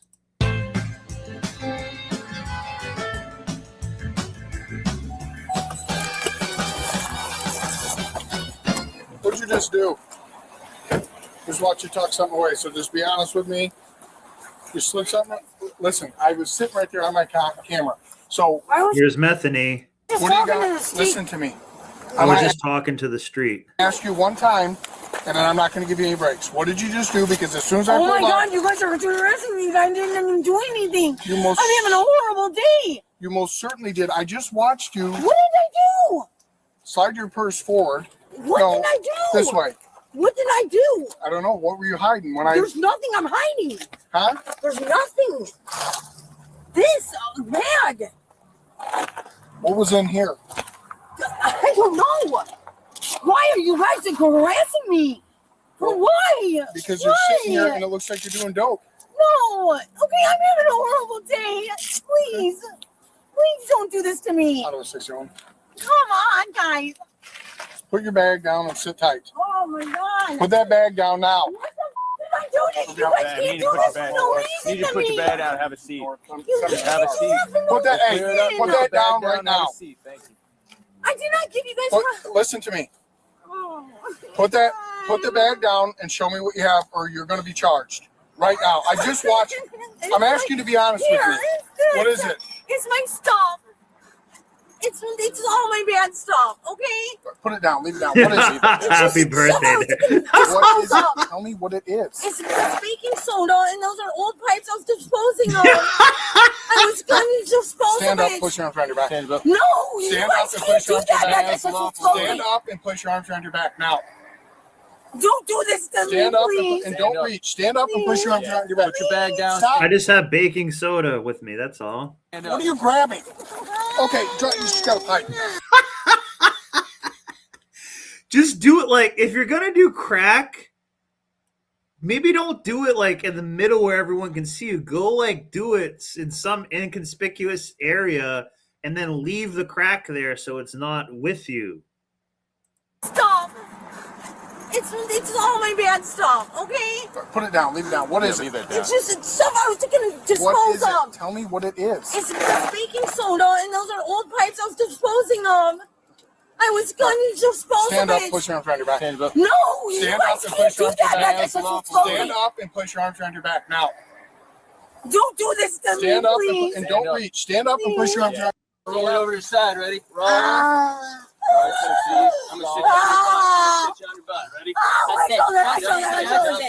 My shoulder, Christina. Oh, what's right there? Every goddamn time. That's a butterfly and tramp stamp. We haven't seen that before, but that's definitely a butterfly right there. Wow. Guys, you guys should just stay in my thing. You cannot put the can't go behind my back. My shoulder. And when you find us and try to hide that pipe, I wasn't trying to hide it. you certainly will. No, I'm not. So we definitely will make some type of badge or logo that's butterfly related. 100% for sure. We'll do like a butterfly one or like a moth one. Yeah, that you can't make this shit up. You're just sitting there trying to do the dope. Can I please have a drink, please? Please have a drink. No, not right now. Oh my God, I'm dying of thirst. That you guys can't have it. I cannot have my hand behind my back. It is a piece. or what do you Can you see a county or state as a female officer? Please let go of my hand. Look at these. He was just getting ready to throw those out. So you see these pipes and stuff like that? That's usually gotten from the state. These, I don't know what state she's in, but some places the state will give you that. I know near Maine, well, I live near Maine, but I know Maine does that, and I know like California will give you like crack pipes and shit like that. Yeah, here comes the demons coming out. Clearly failed on her journey. But see these crack pipes or needles or whatever. I guarantee you she got them all from like probably from one of these local buildings here. It's some type of like state funded thing. Because they're like, oh, well, we'd rather give them a clean crack pipe. So they do it from a clean crack pipe. Like they do shit like this. I'm not even kidding. Ow. Nope. Oh, no. Just went in the front. Ow. Bianca has way more class than this trailer whore right here. You guys, I was just beat up by a man. Christina? I was just beat up by a man. And you're hurting me. You guys are hurting me. What the fuck? Came around the corner. She was trying to do dope. Get her head laying down. Looked like she was trying to do dope. We got out with her. She handed me this bag that's got a bunch of power tubes falling out of it. And then tried to ditch this pipe when I told her to stand up. So she had that talk, and then she started fighting us as soon as we told her she was under arrest. So my shoulder's bad. My shoulder. My shoulder. Can I please have a drink? No. It's not even open. It's not even open. I'm dying of thirst. You're the only one yelling. Relax. I just already out of pain. My shoulder. Relax. Clinton threw a f***ing Gatorade bottle at me when I was 18, and it's still fucked up. I'm supposed to get surgery. Relax. Deep breath. I can't. Did I breathe? This is the demon coming out right here. Drink. Relax. That's what I'm saying, guys. Like, this isn't even maybe fully her. It's something in her that's animating her. I have a drink, please. If that makes sense to anybody. Please, I have a drink. Squeeze it inside your mouth. Open your mouth. Let me see it inside your mouth. What's up your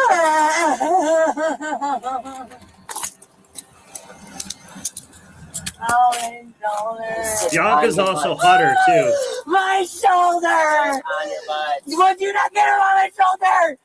My rotator cuff. Looks like she can't really shoulder the burden. You guys are f***ing killing me. You start getting those bags that you brought up to the squad yesterday. Oh, God damn it, you guys are getting a lawsuit. I have a Yeah, she just put baking soda on the garlic croutons and smokes those. indent in my goddamn shoulder blade. Oh, my God. Ow. On your butt. Oh, I can't lie. You guys are torturing me. Oh. Mine's is right here. you put her in 25. We'll put it up. I need a drink. 1, 2, 3, stand up. Ow. Stand up. Stand up. Look You're at gonna this. Start resisting. Walk. Walk. Oh, What's wrong? What's wrong? What's wrong? That's the demon. What's wrong?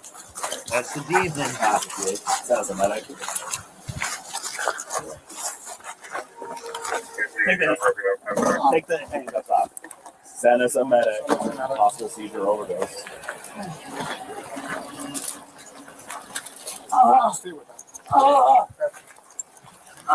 Roll on your back. Roll on your back. I think she swallowed something. I didn't swallow shit. You guys are hindering me. Help them out. Put her on her side here. This is like it's from The Exorcist. She's just under the influence of What the fuck are you doing this to me for? Guys, this is This is what she does. Why are you guys manhandling me? Do you not remember what just happened to me? Christina, take a deep breath for us. Every time, hey, listen, every time you do math, this is how you act with us. I know, just leave Okay, me so in take a there. deep breath, okay? You're just going to get some tickets. Oh, please give me a Go ahead. drink. Just Please give relax. me a drink. No. Careful, if they could just start heading this way, just first. yeah, exactly, Tim. Oh, Yeah. no. Oh my God, you guys fucked my shoulder off. We did nothing. Yes, you did. Yes, you did. And your mistakes, you guys did not put it behind my back. Oh my God. We've arrested you 20 times in Green Oh, County. nobody's ever put it behind my back. I have. No, you never have. I have. No, you haven't. Christina, No. calm down. Oh, I Calm need a down. drink. Listen to me. I need a You drink. can yell Took and scream something, and take a you're yelling and seizure. You guys had me in a pain. It's called overstimulation pain. Okay, well, listen, when we tell you to drop something, you have to drop it. She's bitching about overstimulation, but was gonna sit there and take crack, which I'm pretty sure would just overstimulate you. Got nothing to lose. Yeah. Now we gotta wait for fire because of this whole episode we're going through again. So sit tight. Just figure it out. I would just do that. Yeah. Do we have a search of her person yet? Like, I didn't go to rehab. It was not done by us, though. I just want to go to rehab. Christina, I don't want to do this. Christina, can you listen to me real quick? Okay? We always have decent rapport, so listen to me, okay? I don't want to do this anymore. Listen to me, okay? Can you listen to me, okay? Right now, listen, right now, you're under arrest for possession of drug paraphernalia, and then we're going to see what this stuff tests out for, okay? I just want to take a deep breath. She's lucky she's not getting fentanyl or something. She'll end up dead. Okay? Just because you are under arrest, I'm going to read your rights, okay? You have the right to remain silent, okay? And you say you can't be subject to court law, okay? You have a right to a lawyer, and if counted for a lawyer, one of the appointed represent you without any cause for any question, okay? You can decide at any time to exercise these rights, not make any statements or answer any questions. You understand those rights as I've read to you? Okay. Before we go any further, these officers are going to search you. Are there any needles or anything else you got on you, okay? I handed them to you. Okay. And in the stuff you handed me, tell me what it is that you gave us in that stuff. Just so I don't want to get caught with anything. 3 syringes and then there was broken bubbles. Okay. What are in the bubbles? The bubbles that was there, it was meth. It's meth? Meth. Okay. What's in the powder substance that's in that That's bag? baking soda. Okay. And where's the meth at? What is it in? There was no one meth. There was a little bit left. Okay. What did you do with that meth? She still has her teeth. She doesn't have the meth teeth yet. I don't have any more. Okay. Did you just smoke meth before we got out with you? No, I haven't even. Okay. Well, what were you trying to do with the pipe and the needles? I didn't want to go to jail. I want to get help. Okay, but what I'm trying to figure out is... I want to go get help. I understand that. What I'm trying to figure out is what were you have the pipe, so where's the meth that you're going to smoke the pipe with? I was thinking about it. Okay, so where's it at? Because, okay, so, but you said that the 3 bubbles, where are those at the meth? No, they're broken bubbles. No Narcan. What is broken bubbles? I don't know what that is. Look at all the manpower. Look at all the manpower and everything to deal with this one person.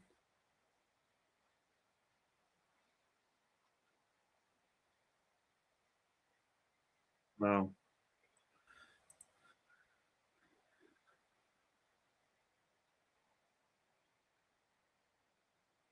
So I think we kind of know what happens there.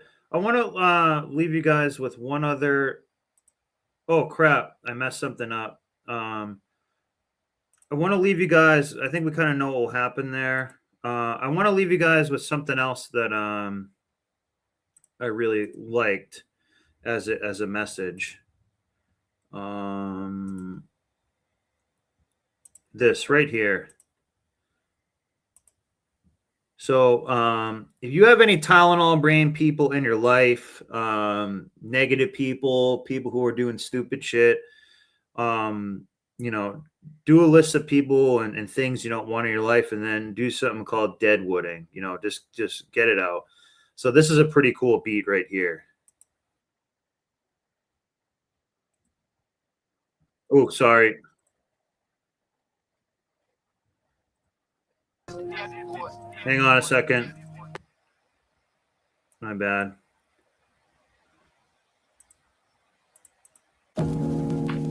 What should move forward in time with me, and what should be let go as if it's dead wood? The more dead wood that you let go of and burn off when you have the opportunity, the less it accretes around you. Dead wood.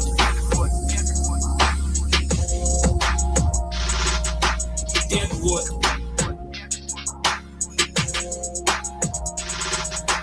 Dead wood.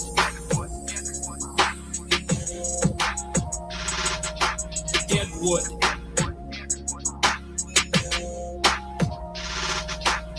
Here's something interesting about forest fires. People have been trying to prevent forest fires for a long time. It's because forest fires burn up the forest, and that can't be good. But here's what happens if you don't let forest fires burn. Forests collect a lot of dry branches, right? Because tree branches die, and wood falls on the forest floor and collects, the amount of flammable material keeps increasing with time. And that's not so bad if it's wet, but if the amount of flammable material is increasing and it gets really dry and then it burns, then you have a real problem. The forest fire can burn so hot that it burns the topsoil right off, in which case you don't have a forest at all anymore, you just have a desert. Dead wood.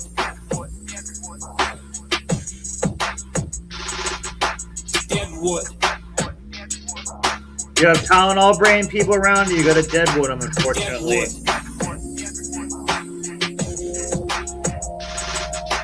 Deadwood.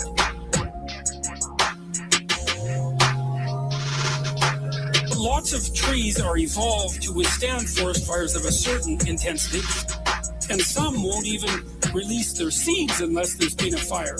And so a little bit of fire at the right time can stop everything from burning to the ground. And that's also a really useful insight, a metaphorical insight into the nature of sacrifice, right? It's also a lot easier to let go of something when you're deciding to let go of it because you've decided yourself that you're done with that. It's a weak part of you. It needs to disappear. You do that yourself, it's much better and much easier than it is if it's taken away from you forcibly, in which case you're very much likely to fight it. Dead wood.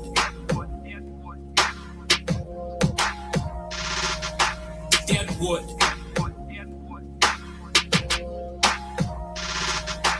Dead wood.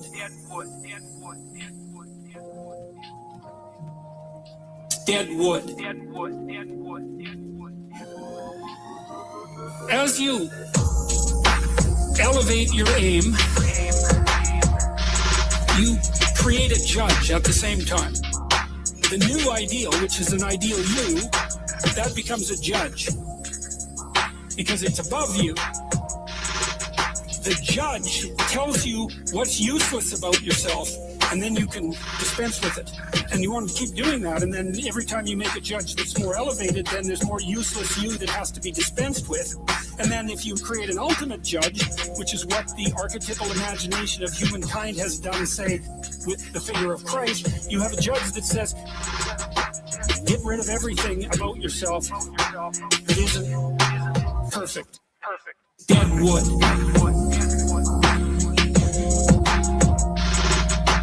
Dead wood.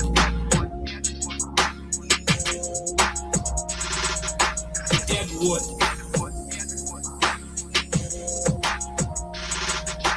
Dead wood. It's a phoenix-like process, right? You're shedding all those elements of you that are no longer worthy of the pursuits that you're valuing. And then I would say the idea here is that as you do that, you shape yourself ever more precisely into something that can withstand the tragedy of life and that can act as a beacon to the world. That's the right way of thinking about it. Maybe first to your friends and then to your family. It's like it's a hell of a fine ambition, and there's no reason that it can't happen. You know, every one of you knows people who are really bloody useful in a crisis and people that you admire, right? You can think of all those people as partial incarnations of the archetypal Messiah. That's exactly right. Dead wood.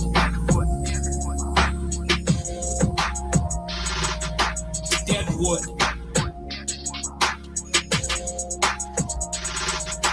Dead wood.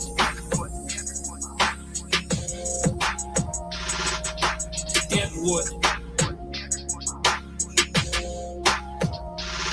And the more that manifests itself in any given person, then the more generally useful and admirable that person is in a multitude of situations. And we don't know the limit to that.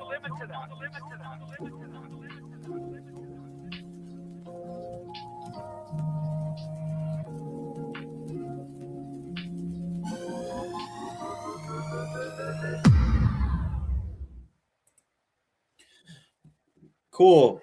Well, I'm gonna call it a night, guys. I worked really hard today, and I'm kind of shot, so I really just could kind of do an hour on the Tylenol Brain type thing. So I made a couple other videos today on tree work and tractors and mushrooms and stuff like that. So I plan to be on again tomorrow night and keep hammering these lives. Thank you so much for showing up and being a part of this community and everything. Have a great night, guys.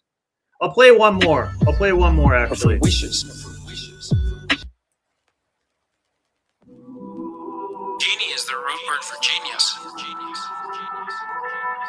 And it's a really interesting idea because But I'll be closing out the show. Thank you, guys. With genius, but it's constrained. And look out for that Tylenol Brain. I'm telling you.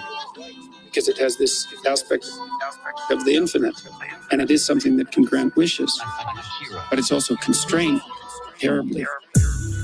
I don't ask God for favors or for wishes or for wishes. You know, I don't ask God for favors. It's funny because this is showing a bunch of Disney bullshit, which I was saying is part of the Tylenol Brain. Or for wishes.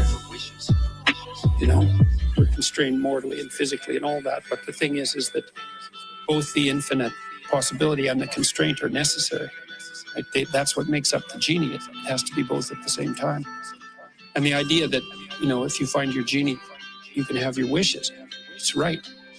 You have to really want what you're wishing for. Or you have to make the proper sacrifices to get it. It can't be just some whim. You have to ask for something that you would rather not have, which is usually wisdom.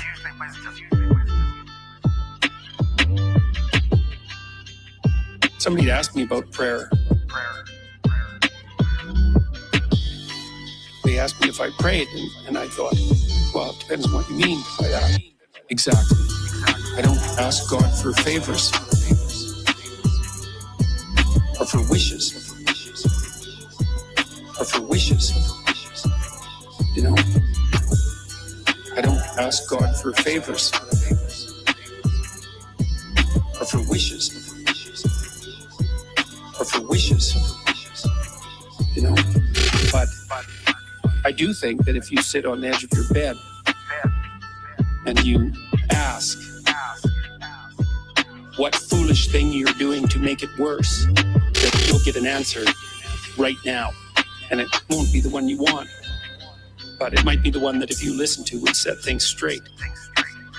I don't think that I've ever been in a situation where if something wasn't going right for me and I sat and thought, okay, I'm willing to figure out what I'm doing wrong, which is a big thing to like think this because you never message, know but how much all you're this doing Disney wrong. It might be bullshit is something kinda that you hurting really it. don't want to contend with. But if you clear some space to meditate on that, probability that you'll figure out something that you did that was stupid, that's bending you and twisting you in the wind, you'll get an answer very, very rapidly. I don't ask God for favors or for wishes. I like the music or for wishes and the message, but the Disney stuff is kind I don't of gay. ask God for favors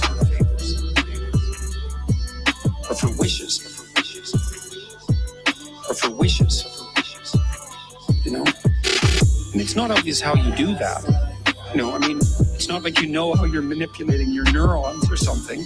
It happens on its own accord. I named my in some tractor sense. Marvin Like, after you can Marvin participate Niemeyer. in it, I guess, and you can interfere with it, and it seems to take a certain amount of willpower, but it still all happens mysteriously behind the scenes.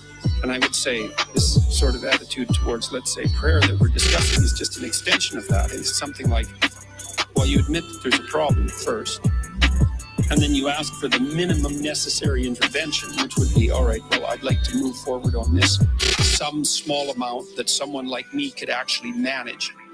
I'd be willing to carry it out.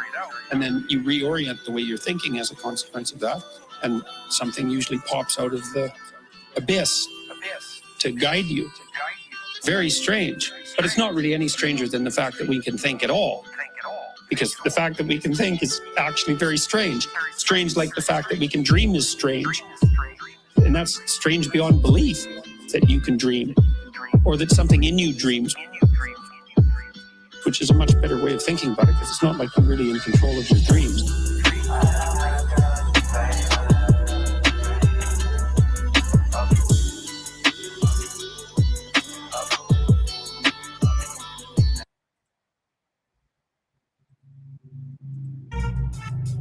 If you want a thing bad enough to go out and fight for it, to work day and night for, to give up your time, your peace, and sleep for. If all that you dream and scheme is about it, and life seems useless and worthless